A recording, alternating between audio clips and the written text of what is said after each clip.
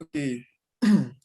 Selamat pagi semuanya. Jadi kami dari kelompok 1 kelas A1 akan mempresentasikan hasil kerja kelompok kami.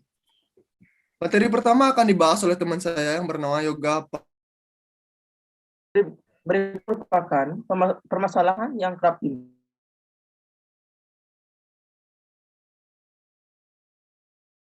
Ventilasi terhadap faktor lingkungan sekitar. Yang kedua adalah ruangan yang lembab karena angin membawa air hujan masuk dari luar yang terdiri dari beberapa zat yang menyebabkan suhu ruangan meningkat dan jadilah kelembaban. Yang ketiga adalah bisa menyebabkan udara kotor masuk ke dalam bangunan akibat dari lingkungan yang kotor di sekitar bangunan tersebut. Selanjutnya, nah, dari permasalahan tersebut dapat menimbulkan pertanyaan dalam upaya menentukan sistem pengawaan yang lebih baik dan tepat.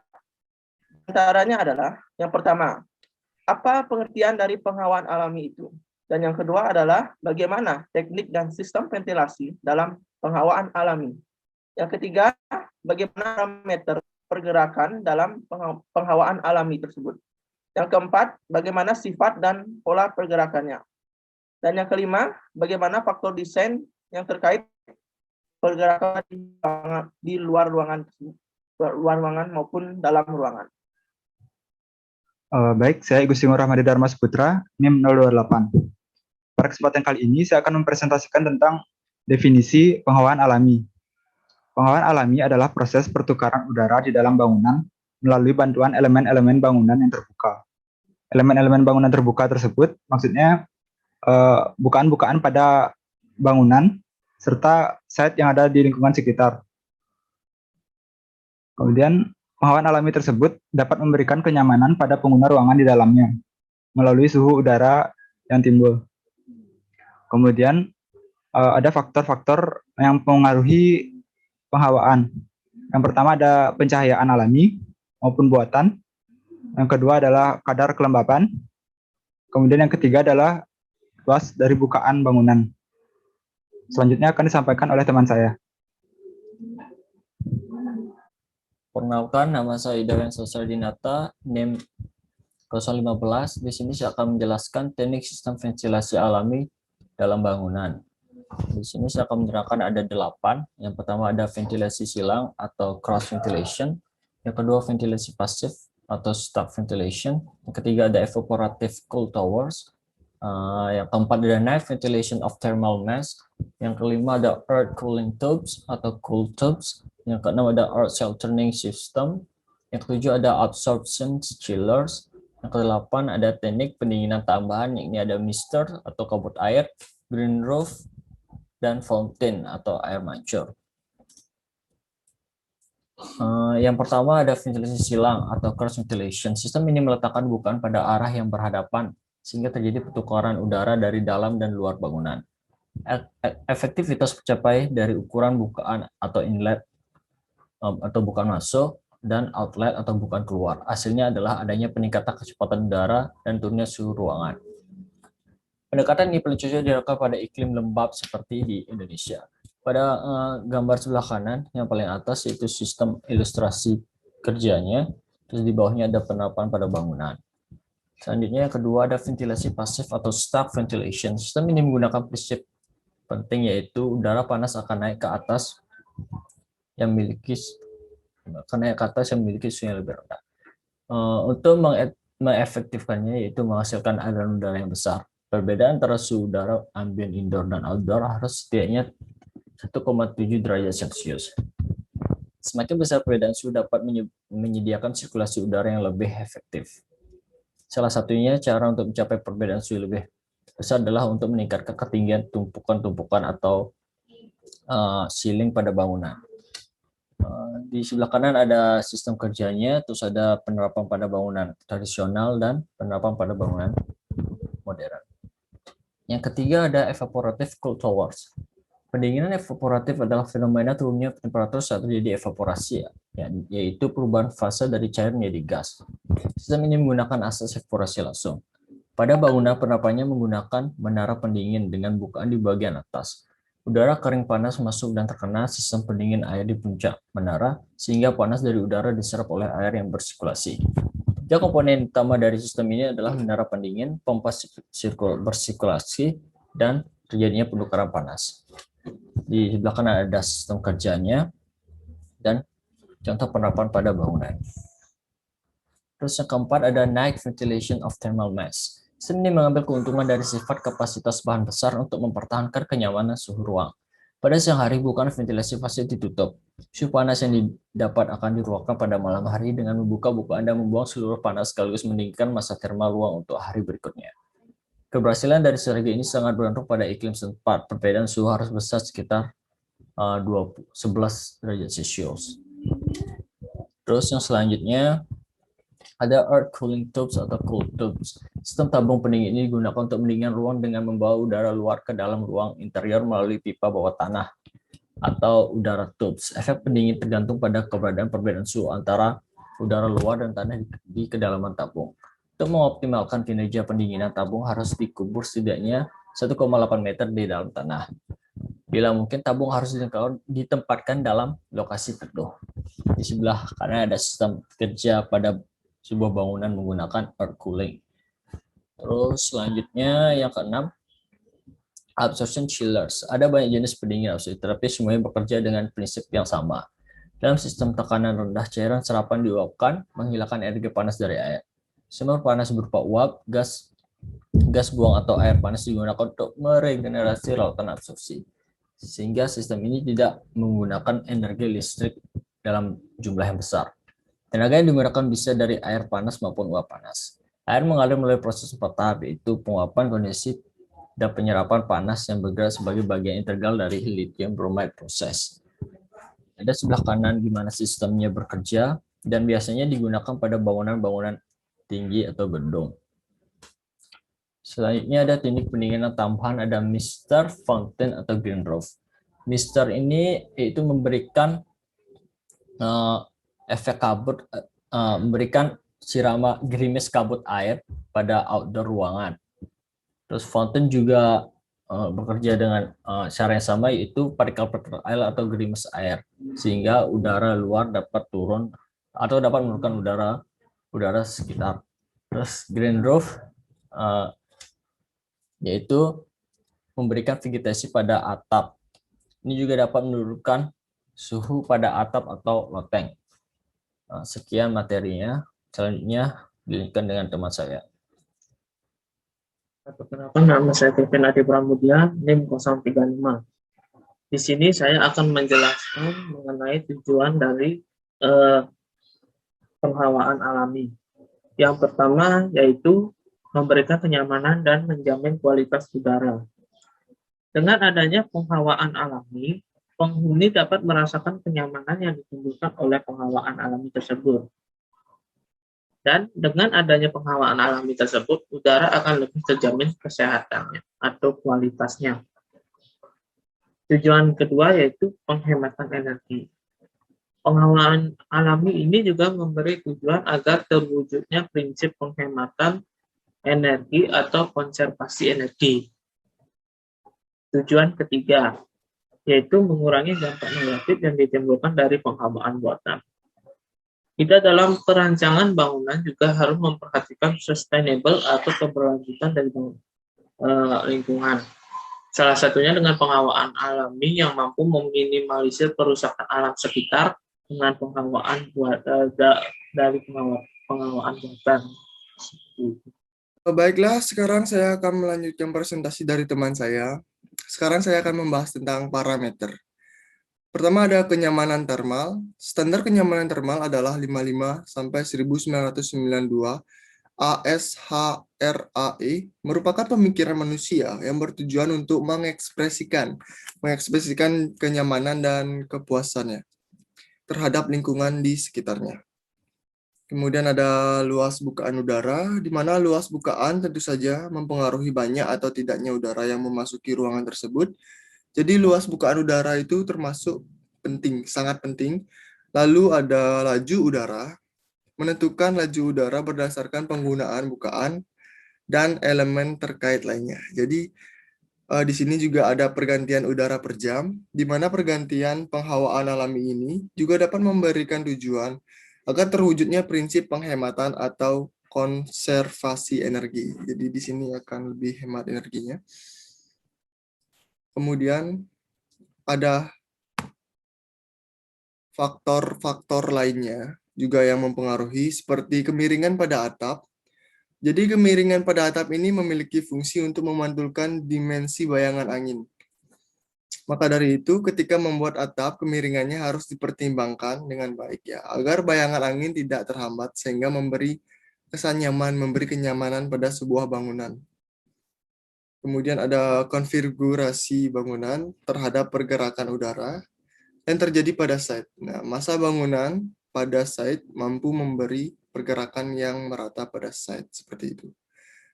Untuk presentasi selanjutnya akan dibaca dan dibahas oleh teman saya.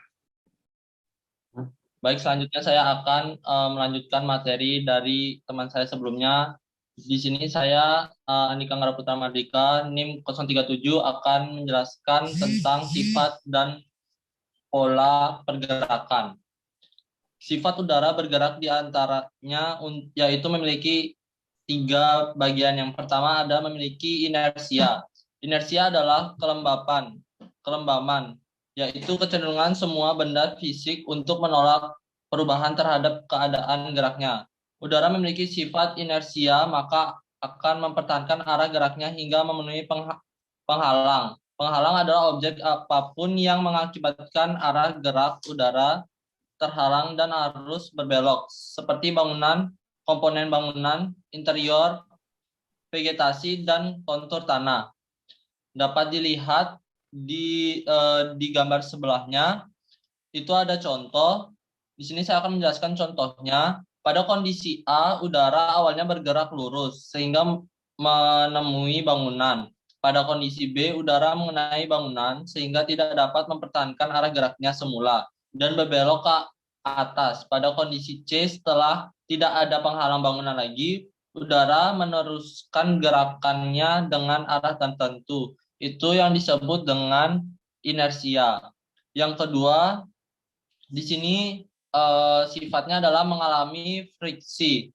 Friksi adalah gesekan yang terjadi saat benda bergerak akibat permukaan benda memiliki tekstur yang kasar. Gaya friksi yang terjadi memiliki arah berlawanan arah pergerakannya sehingga menghambat dan memperlambat kecepatan gerak. Udara bergerak di atas permukaan bumi yang memiliki beragam tekstur. Makin kasar permukaan yang dilalui udara, makin besar gaya friksi yang diperoleh. Maka kecepatan geraknya makin menurun dan makin tinggi elevasinya yang diperlukan agar dapat bergerak dengan kecepatan yang maksimal. Contoh gambarnya ada di bawah. Itu semakin kasar permukaannya, maka tinggi udaranya akan semakin tinggi. Dan yang terakhir di sini sifatnya adalah memiliki daya penggerak. Udara tidak dapat bergerak bila tidak memiliki daya penggerak. Daya penggerak ini timbul karena adanya perbedaan terkait daya apung atau buoyancy dan tekanan udara. Berikut adalah daya penggerak udara pada ventilasi pengawaan alami. Yang pertama adalah perbedaan daya apung atau buoyancy. Udara bergerak dari zona buoyancy positif ke zona buoyancy negatif. Dan yang kedua itu perbedaan tekanan udara. Udara bergerak dari zona bertekan lebih tinggi ke zona bertekan yang lebih rendah. Sekian, terima kasih. Selanjutnya, saya Kadek Yoga Mahendra, NIM 005, akan menjelaskan bagian materi tentang faktor desain terkait pergerakan udara ruang luar. Pada gambar berikut, disediakan di sepanjang selaras beratap di depan deretan ruang kelas, pengendalian gerakan udara dilakukan dengan tanaman yang memiliki ruang terbuka, berfungsi sebagai pemecah angin, untuk memperlambat datangnya aliran udara dari sisi terbuka. Namun, kecepatan gerakan udara yang cukup tinggi berasal dari arah lorong, sirkulasi seringkali mengurangi kenyamanan termal yang sudah terbentuk. Tata letak dari beberapa massa bangunan dengan konfigurasi U yang dipersatukan oleh jalur sirkulasi sangat berpotensi menjadi lorong angin. Selanjutnya, bentuk lorong dari luar ruang ini pada gambar di samping menyebabkan kecepatan gerakan udara di luar batas nyaman untuk mahasiswa dapat beraktivitas, sehingga kegiatan seringkali beralih ke koridor yang menuju kampus center di sisi timur. Nah, pada gambar di samping, deretan tanaman yang cukup rimbun pada ruang terbuka jalan dapat mengendalikan gerakan udara secara optimal. Karena bagian bawah tanaman yang terbuka dapat meningkatkan kecepatan gerakan udara tersebut. Baik, yang selanjutnya akan dijelaskan oleh teman saya. Nama saya Alexander Branuwijaya, NIM 030. Saya akan melanjutkan presentasi mengenai faktor desain terkait pergerakan udara. Ruang dalam. Di dalam ruangan, pergerakan udara yang terjadi dalam ruang atau bangunan pun dapat dimodifikasi agar terbentuk iklim mikro yang dapat menunjang perolehan kenyamanan termal pada bangunan melalui desain bukaan udara yang tepat. Potensi pergerakan udara dari saat yang diterima bangunan dioptimalkan, dan sebaliknya kendala yang terjadi dapat diantisipasi. Tipe bukaan. Bukaan atau opening pada bangunan dapat berupa jendela, lubang angin, kisi-kisi, atau louvre, lubang, celah, bidang dinding yang dapat dibuka, dan sisi bangunan tanpa dinding, serta bukaan yang terdapat pada cool well, wine catcher, dan cooling tower. Dilihat fungsinya, bukaan udara terdiri atas dua hal sebagai berikut. 1. Inlet. Inlet adalah bukaan udara masuk ke dalam ruang atau bangunan. Outlet, bukaan udara keluar dari ruang atau bangunan. Faktor-faktor desain yang mempengaruhi pergerakan udara di dalam ruang atau bangunan yaitu orientasi, bukaan lokasi, bukaan dimensi, dan rasio luas bukaan. Tipe bukaan, pengarah bukaan, dan penghalang dalam ruangan atau bangunan. Pergerakan udara di dalam ruang ini akan ditentukan juga oleh jenis bukaan pada bangunan. Menurut Norbert 2001, ada beberapa jenis bukaan dan tipe rancangan jendela yang akan berpengaruh besar baik mengenai kuantitas maupun arah aliran udara yang dapat dilihat pada gambar di samping.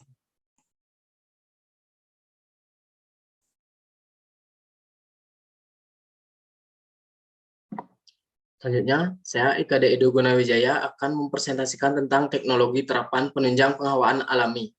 Yang pertama itu ada fans extractor, merupakan teknologi terapan terhadap penghawaan alami. Teknologi ini umumnya ditempatkan di area yang memiliki area lembab dan menarik udara dari ruangan. Yang kedua ada stack effect. Metode berkelanjutan ini terjadi karena udara dingin yang ditarik ke dalam gedung dan pemanasan. Oleh karena itu menjadi kurang padat, kemudian pembuangannya melalui cerobong asap yang menyebabkan aliran udara naik ke atas. Metode ini bergantung pada angin dan dapat membersihkan udara di dalam ruangan. Dan penghawaan alami dibutuhkan. Selanjutnya ada wind catcher, adalah penghawaan alami yang digerakkan oleh angin. Wind catcher biasanya terletak di atap, gedung, bangunan, dan menggunakan angin yang ada untuk menciptakan aliran udara masuk dan keluar dari dalam ruangan.